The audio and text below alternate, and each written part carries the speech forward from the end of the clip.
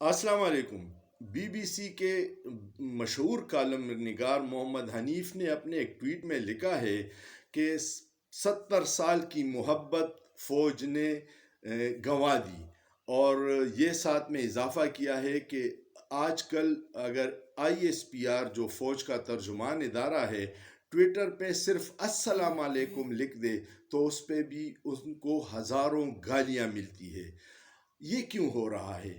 70 साल से अवाम अपने फ़ौज के साथ खड़ी थी, लेकिन पिछले 10 माह में जनरल बाजवा के इक़दामात ने जो सहूलतकारी की और चोरों लुटेरों को इस मुल्क पे मुसल्लत किया, इसके बाद अवाम में बहुत शिद्दत से ये एहसास हो गया कि अगर फ़ौज हमारे इन चोरों लुटेरों के साथ खड़ी है और एक ईमानदार लीडर को दीवार से लगा रही हैं, तो यही वजह है कि अब उनके साथ ये हो रहा है।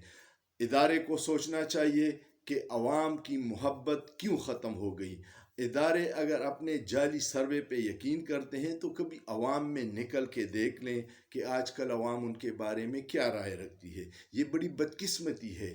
रियासतें कायम होती है मजबूत फ़ौज और दिफा के ज़रिए।